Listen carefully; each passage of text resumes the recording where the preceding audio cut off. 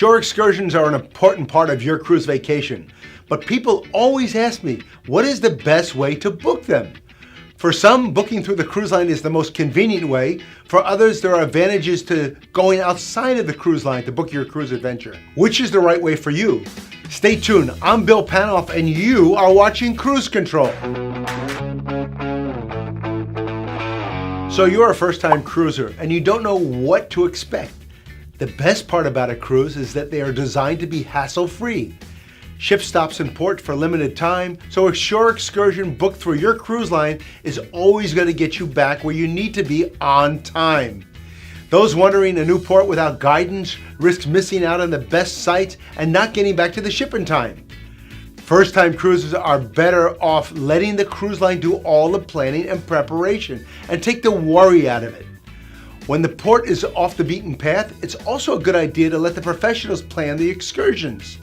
Smaller ports in more obscure parts of the world can be very intimidating and tough to navigate, and everything from customs to currency to language may be very unfamiliar.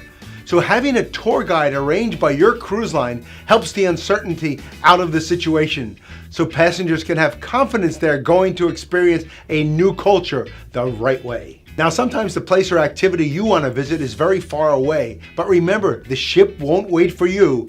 If you get caught in an hour or more from the port and you aren't with the shore excursion sanctioned by your cruise line, there's always a chance they're going to leave you behind. Unless you're on top of your schedule, you could end up like those people. On everything afternoon, ladies and gentlemen.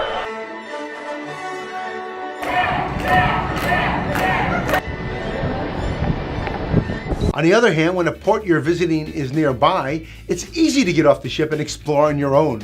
With major sights and attractions just a short taxi ride away, you don't run the risk of missing the ship, and you can break away from the rest of the passengers and do your own thing for a while.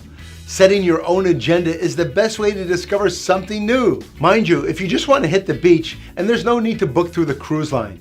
In many port cities, particularly in the Caribbean, you never are far from a great beach, and you can save yourself some money by grabbing a ride at the end of the pier, rather than booking a ride to the beach through the cruise line.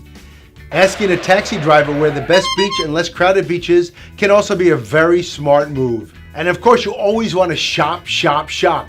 Now, there are cruise-sponsored shore excursions that involve shopping, but they usually have a very narrow window because they have a lot of stores to get to. If you don't want to feel rushed when buying something nice for that special someone, then hitting the local shops and stores with some guidance under your belt is the best way to maximize your time and savings in port. Visit your onboard port shopping guide who can point you in the right direction. And if you do want to shop somewhere off the beaten path, then do it on your own.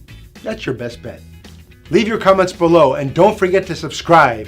I'm Bill Panoff and you are watching Cruise Control.